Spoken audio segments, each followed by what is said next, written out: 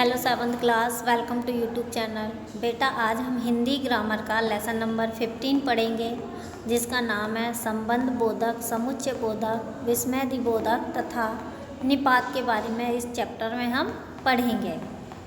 पहले हम जानेंगे संबंध बोधक के बारे में। वे अविकारी शब्द जो संज्ञा में वाक्य में संज्ञा सर्वनाम के बाद प्रयुक्त होकर वाक्य के अन्य संज्ञा सर्वनाम से संबंध बताते हैं, उन्हें हम संबंध बोधक कहते हैं। जैसे आप देख रहे हैं, पोस्ट ऑफिस के सामने बाजार लगता है। अब पोस्ट ऑफिस क्या है? संज्ञा। अब उसके सामने जो है क्या लग रहा है? बाजार, यानी संज्ञा के बाद में इन शब्दों का प्रयोग किया जा रहा है। अब बाजार और पोस्ट ऑफिस का वो संबंध बता रहा है कि वहाँ पर जो है बाजार लगता है। माँ के साथ बच्चे भी जा रहे हैं। अब माँ और बच्चे के दोनों को जोड़ दिया उन्होंने।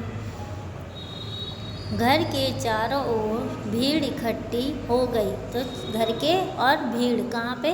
उसके चारों ओर, तो इसमें भी उसने संबंध बताया है। दुकान के पास लोग खड़े हो गए।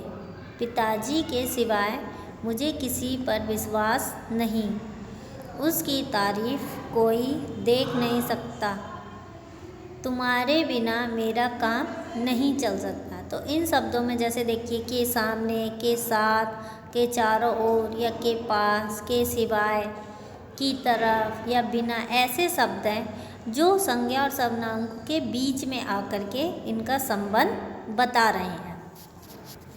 इसके साथ साथ और भी कई उदाहरण होते हैं, जैसे कि के से पहले, की ओर, के बाद, के बदले, की जगह या के बारे में, के विषय में, के विपरीत, के अनुसार, के अनुकूल, या के बिना, के अलावा, के बगैर, के समीप या के संग, से लेकर या से तक। ये जो है संबंधवाचक के कुछ उदाहरण हैं, जिसके साथ में हम लगाकर वाक्यों को पूरा करते हैं। अब है समुच्चय बोधक। दो शब्दों, पदबंधों, वाक्यांशों या वाक्यों को जोड़ने का कार्य करने वाले समुच्चय बोधक कहलाते हैं। इन्हें योजक भी कहा जाता है। जैसे राम और लक्ष्मण वन को गए। अब इन्होंने राम लक्ष्मण दोनों को आपस में जोड़ दिया। मैं बाजार जाऊंगा तथा मेरी बहन घर पर रहेगी। अब इसमें भी दोनों वाक्यों को एक साथ जोड़ दिया गया है तथा शब्द लगाकर। बच्चों ने मेले से खिलौने खरीदे तथा मैंने किताबें एवं मेरी बहन ने कुछ तस्वीरें खरीदी। अब हम इसमें चाहते तो 4 वाक्य बना सकते, पर उन्होंने एवं तथा लगाकर जो है इन वाक्यों को एक ही वाक्य में बदल दिया।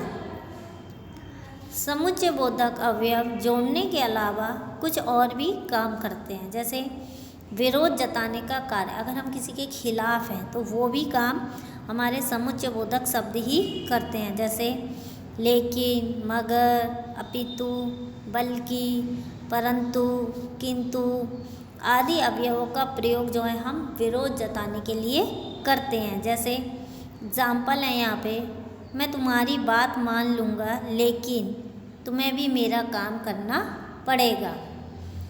मैंने मोहन को बहुत समझाया मगर उसने बात नहीं मानी। वह यहाँ रुकी नहीं बल्कि चली ही गई। तो ये क्या होते हैं? विरोध जताने के अवयव। फिर है कारण तथा परिणाम बताने का कार्य। कारण तथा परिणाम आदि बताने के लिए, इसलिए, इस कारण, अतः, क्योंकि, ताकि इन अवयवों का प्रयोग किया जाता है। जैसे एग्जाम्पल है, मुझे देर हो रही थी इसलिए चला गया। इसमें भी इसने कारण बताया क्योंकि वो देर के कारण चला गया था। बारिश हो रही थी अतः वह लोग आ ना सके। इसमें भी बता दिया कारण कि बारिश की वजह से वो नहीं आ सके। मैं अपनी बहन को रोज़ पढ़ाता हूँ ताकि परीक्षा में अच्छी तरह से पास हो सके। थर्ड है विकल्प बताने का कार्य। दो वस्तुओं में विकल्प दिखाने के लिए यानी चॉइस करने के लिए या अथवा नहीं तो अन्यथा आदि अवयवों का प्रयोग होता है। जैसे तुम्हें या तुम्हारे भाई को यहाँ रुकना पड़ेगा। अब दोनों में चॉइस है, तुम्हें या तुम्हारे भाई को, दोनों में से एक, यानी कि चॉइस कर रहा है वो। या तो आप रुकिए या तो अपने भाई को यहाँ छोड़ जाइए, इसमें भी दोनों में चॉइस है। काम करो अन्यथा नौकरी से निकाल दिए जाओगे। परिश्रम करो नहीं तो फेल हो जाओगे। समुच्चय बोधक के भी दो भेद होते हैं, समानाधिकरण और व्याधिकरण। अब समानाधिकरण क्या होते हैं? वे अवयव जो दो समान स्तर वाले या समान अधिकार वाले अंशों को जोड़ने का काम करते हैं, वो समानाधिकरण समुच्चय बोधक कहलाते हैं। जैसे किंतु, और, या, अथवा। और जैसे अध्यापक आए और कक्षा शुरू हो गई। सुनील अथवा गीता को यहाँ से जाना होगा। ये होते हैं समानाधिकरण, मतलब कि दोनों आते हैं तभी काम होता है। व्याधिकरण जो अवयव प्रधान उपवाक्य तथा आश्रित उपवाक्यों को जोड़ने का कार्य करते हैं, व्याधिकरण समुच्चय बोधक कहलाते हैं। जैसे क्योंकि, चूँकि, तथापि, अर्थात, मानो, ये सब हैं व्याधिकरण समुच्चय बोधक। अब है विस्मयदि बोधक शब्द क्या होते हैं, यानी इंटरजेक्शन। विस्मयदि बोधक विस्मय जमा आदि प्लस बोधक वे अवयव जो विस्मय या आश्चर्य, हर्ष, घृणा, दुख, पीड़ा आदि मन के भावों को बताते हैं। जैसे विस्मयदि बोधक शब्द स्वतः हमारे मुख से किसी विशेष स्थिति में ही निकल जाते हैं और हमारी मन की भावनाओं को प्रकट करते हैं। जैसे विस्मय यानी आश्चर्य सूचक, जैसे ओ, आ, अरे, हे, जो अचानक में निकलते हैं जब हम अचानक किसी काम को देख लेते हैं। जैसे इसके वाक्य हम बनाते हैं, अरे यह मकान गिर पड़ा, क्या वह चली गई, हे तुम यहाँ कब आए। तो ये खुशी में भी निकलते हैं और दुख में भी निकलते हैं। सेकंड है हर्ष या उल्लास सूचक, यानी खुशी को जो जाहिर करते हैं। वाह, बहुत अच्छे, बढ़िया, अति सुंदर, क्या खूब आदि। वाह, तुमने तो कमाल कर दिया, बहुत अच्छे, ऐसे ही मेहनत करते रहो, बढ़िया, इसी तरह से काम करते रहो। ये शाबाशी देते हैं या खुशी महसूस करते हैं तो हम इन शब्दों का प्रयोग करते हैं। फिर है शोक, पीड़ा या ग्लानि सूचक, उफ, हाय, हाय राम इत्यादि।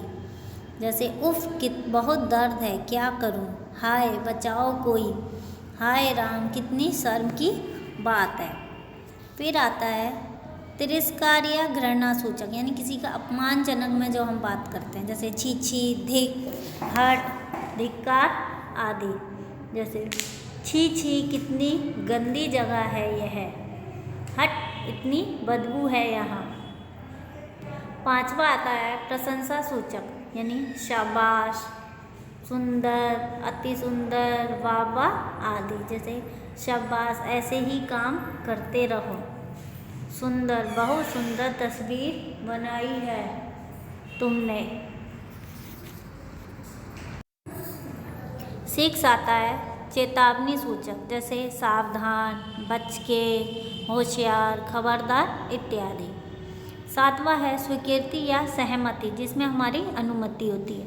जैसे अच्छा, बहुत अच्छा, ठीक इत्यादि। फिर है संबोधन सूचक, जैसे हे, अजी, हे भाई जरा इधर आइए, अजी साहब सुनिए तो सही, अगर इसमें किसी को हम संबोधन करते हैं। फिर आता है हमारा निपात। निपात वे अवयव शब्द हैं जो किसी में किसी शब्द के बाद बल देने के लिए लगाए जाते हैं। जैसे हिंदी में प्रयुक्त होने वाले प्रमुख निपात हैं, जैसे ही, भी, तक, मात्र, भर या आदि। जैसे उदाहरण, मुझे ही यह काम करना पड़ेगा, भी, मुझे भी अपने साथ ले चलिए, वह तो काम करने से रहा, तुमने खबर तक नहीं दी। परीक्षा मात्र से कम नहीं चलेगा, हम तो उससे मिले भर हैं, आपकी ही आवश्यकता थी। तो इसी तरीके से निपात होते हैं जो कि किसी अवयव पर बल देने के लिए लगाए जाते हैं। तो इसी के साथ ये चैप्टर ख़त्म होता है। Thank you.